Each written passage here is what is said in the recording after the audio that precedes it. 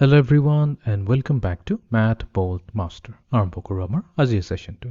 তো আমি লাষ্ট ক্লাছত কি কৰিছিলো আমি আমাক এটা ইউনিট স্কোয়াৰ দিয়া থাকিব আৰু সেই ইউনিট স্কোয়াৰ ইউজ কৰি পেলাই আমি ৰেক্টেংগল বনাইছিলো তো তাৰে কন্টিনিউৱেশ্যনত ৰাখি পেলাই আজি আৰু কেইটামান প্ৰবলেমছ কৰিম বাট একচুৱেলি এইটো ভিডিঅ' সেশন হয় তো ভিডিঅ'ত এটা স্পেচিফিক প্ৰবলেম থাকিব তো আমি প্ৰবলেমটো চাম আৰু কেনেকৈ সলভ কৰে প্ৰবলেমবোৰ আমি ষ্টেপ বাই ষ্টেপ শিকিবলৈ চেষ্টা কৰিম চ' লেট আছ বিগিন তো ইয়াতে এটা কুৱেশ্যন দিছে draw A rectangle with the same area তাৰমানে এই গ্ৰিডটোত এটা ৰেক্টেংগল ড্ৰ কৰা আছে তো এই ৰেক্টেংগলৰ যোনটো এৰিয়া হ'ব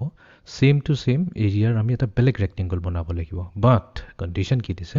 with no' side length the same as those of the given rectangle তাৰমানে সেই যোনটো নতুন ৰেক্টেংগলটো আমি বনাম তাৰ যোনটো এৰিয়া হ'ব আমি এইটো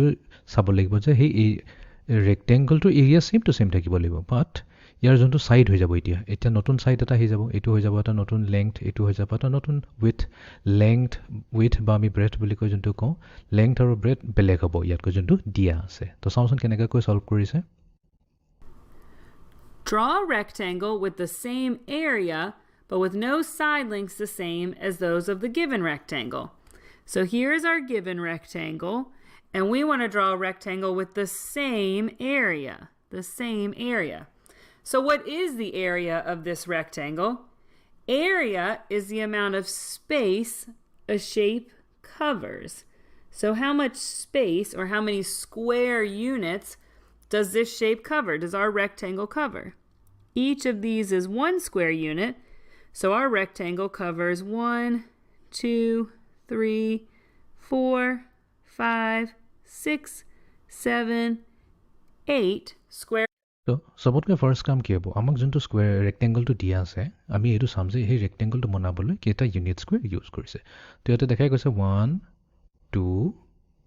3 4 5 6 7 আৰু 8 তাৰমানে ইন টোটেল 8টা ইউনিট স্কুৱেৰ ইউজ কৰিছে তাৰমানে এই ৰেক্টেংগলটো যোনটো দিয়া আছে প্ৰব্লেমটোত সেই ৰেক্টেংগলটোৰ এৰিয়া হ'ব 8 স্কুৱেৰ ইউনিটছ ঠিক আছে এইটো হৈছে আমাৰ ফাৰ্ষ্ট ষ্টেপ যোনটো দিয়া আছে ৰেক্টেংগল সেই ৰেক্টেংগলটোৰ আমি এৰিয়াটো কেলকুলেট কৰিলোঁ কেনেকৈ এৰিয়া কেলকুলেট কৰিলোঁ আমি কেইটা ইউনিট স্কুৱেৰ আছে সেইটো আমি কাউণ্ট কৰি ল'লোঁ units. It has an area of 8 square units. So we want to draw another rectangle that also covers 8 square units. If it covers 8 square units, then it has an area of 8 square units. But we can't just draw the identical rectangle because we're also told that our rectangle should have no side lengths the same. So, আমি এটা নতুন rectangle বনাব লাগিব যাৰ এৰিয়াটো same 8 square units হ'ব বাট এইবাৰ সেই ৰেক্টেংগলটোৰ ছাইড কিন্তু এই ৰেক্টেংগলটো যদি চাওঁ তো এই ৰেক্টেংগলটোৰ লেংথ হৈছে কিমান 8 বিকজ ইয়াতে 8টা স্কুৱেৰ আছে আৰু ইয়াৰ breath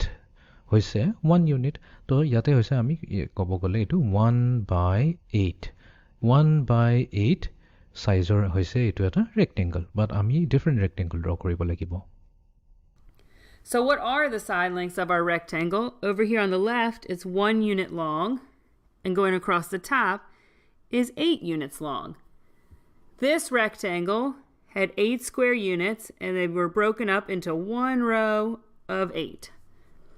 So we need to think of another way that we can break up 8 square units. One idea would be 2 rows of 4, because 2 rows of 4 would also cover 8. So let's try. So আমি কি কৰিব পাৰোঁ আমি ক'ব পাৰোঁ যে 8ক তো আমি এনেকাও লিখিব পাৰোঁ 2 multiplied to 4 এতিয়া 2 multiplied to 4 লিখাৰ মিনিংটো কি হৈ যায় তাৰমানে আমি দুটা গ্ৰুপ বনাম 2 গ্ৰুপছ ঠিক আছে দুটা গ্ৰুপছ বনাম আৰু ইচ গ্ৰুপত কেইটা থাকিব 4টা থাকিব 4 squares in each group 4 squares in each group ঠিক আছে তো আমি ইয়াতে গ্ৰুপিং কৰিম তো গ্ৰুপিং কৰা মানে কি হ'ল এতিয়া আমি প্ৰথমতে এটা গ্ৰুপ এটা ল'ম ঠিক আছে তো লেটছ সে এটা গ্ৰুপ এনেকা এটা ডাঙৰ ৰেক্টেংগল লৈছোঁ যাৰ ভিতৰত থাকিব আমাৰ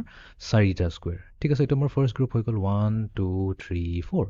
8 স্কুৱেৰ ইউনিটছ হ'বলৈ কাৰণে কি কৰিব লাগে আৰু 4টা লাগিব তো আমি কি কৰিম সেইটো তলত ৰাখি দিম এইটো আমাৰ সেকেন্ড গ্ৰুপটো হৈ যাব আৰু এই সেকেন্ড গ্ৰুপটো থাকিব আমাৰ আৰু 4টা স্কুৱেৰ তো এইটো হৈ গ'ল আমাৰ 5 6 7 8 তো আমিতো জানো এৰিয়া আমাক সেম থাকিব কৈছে তেনেহ'লে আমি এটা নতুন ৰেক্টেংগল পাই গ'লো এতিয়া এই rectangular area same to same 8 square units হ'ব বিকজ 8টা স্কুৱেৰ আছে বাট এবাৰ ইয়াৰ যদি লেংথটো চাওঁ এবাৰ লেংথটো ডিফাৰেণ্ট হ'ব ইয়াৰ লেংথ হ'ব কিমান এই এটা ইউনিট স্কুৱেৰ হৈছে 1 2 তো আমি গোটেইকেইটা কাউণ্ট কৰোঁ 1 2 3 4 তো তাৰমানে ইয়াৰ লেংথ হৈ যাব 4 ইউনিটছ আৰু ইয়াৰ যোনটো ৱেইথ হৈ যাব হৈ যাব কিমান 1 2 তো এইটো হৈ গ'ল আমাৰ 2/4 2/4 এটা এৰিয়াৰ ৰেক্টেংগল হৈ গ'ল Try that. Let's create a rectangle here. 2 rows of 4. And we can just spread this out a little bit so it covers the whole square units. And so this rectangle also covers 1, 2, 3, 4, 5, 6, 7, 8 square units. So the given rectangle and our rectangle have the same area because they cover the same amount of space. But they have different side lengths because our new rectangle has a side length of 2 over here on the side. It's 2 units long. And going across the top is 4 units long. So it has new side lengths. So here's one way that we could draw a rectangle with the same area but different side lengths. ঠিক আছে তো এইটো এটা হৈ গ'ল আমি আৰু কৰিব পাৰোঁ আমি 2/4 কিয় কৰোঁ আমিতো 4/2 কৰিব পাৰিলোহেঁতেন তো 4/2 কৰা মিনিংটো কি হ'ব 4/2 যদি কৰোঁ এইটোতো হয় ইকুৱেলছ টু 8 তাৰমানে 8ক আমি 4/2 লিখিব পাৰোঁ তো এইবাৰ আমি কি কৰিব পাৰিম এইবাৰ আমি 4টা গ্ৰুপছ বনাম ঠিক আছে আৰু 4টা গ্ৰুপত আমি কেইটা থাকিব 2 স্কুৱেৰছ থাকিব দুটা সৰু সৰু ইউনিট স্কুৱেৰ থাকিব পাৰ গ্ৰুপত তো আমি ফাৰ্ষ্ট গ্ৰুপটো বনালোঁ লেটছ সে এইটো হৈ গ'ল আমাৰ ফাৰ্ষ্ট গ্ৰুপত আছে আমাৰ দুটা স্কুৱেৰ তাৰপিছত সেকেন্ড গ্ৰুপত থাকিব আৰু দুটা স্কুৱেৰ তো আমি নাম দি দিম 3 আৰু 4 মানে 3 নম্বৰ আৰু 4 নম্বৰ স্কুৱেৰটো আহি গ'ল দেন আমাৰ আহি গ'ল 3 নম্বৰ গ্ৰুপটো থাৰ্ড গ্ৰুপত আমাৰ কি আহিব 5 নম্বৰ আৰু 6 নম্বৰ স্কুৱেৰটো আহি গ'ল আৰু আমাৰ আহি যাব এইফালে লাষ্ট গ্ৰুপটোত আহি যাব 7 আৰু 8 তো এইটো কি হৈ গ'ল এইটো হৈ গ'ল এটা ৰেক্টেংগল তো এতিয়া এই ৰেক্টেংগলটোৰ যদি আমি চাওঁ ওপৰৰ হ'ব আমাৰ 2 ইউনিটছ আৰু ইয়াৰ লেংথটো হৈ যাব বা হাইটটো হৈ গ'ল 4 ইউনিটছ ঠিক আছে তো এইটো বনালোঁ আমি এটা 4/2 স্কুৱেৰ ইউনিটছৰ এটা ৰেক্টেংগুলাৰ এৰিয়া ঠিক আছে সেম আমি 8 স্কুৱেৰ ইউনিটছৰ আমি এটা ৰেক্টেংগল লৈছোঁ এইটোকে আমি ডিফাৰেণ্ট ৱেত ৰিপ্ৰেজেণ্ট কৰিলোঁ তো এইটোৱে আছিল আমাৰ আজিৰ ছেশ্যনটো চ' নেক্সট ছেশ্যনত আমি কেইটামান প্ৰেক্টিছ প্ৰব্লেম কৰিম তাতে বস্তুবোৰ আৰু ক্লিয়াৰ হৈ যাব so' see you in the next session thank U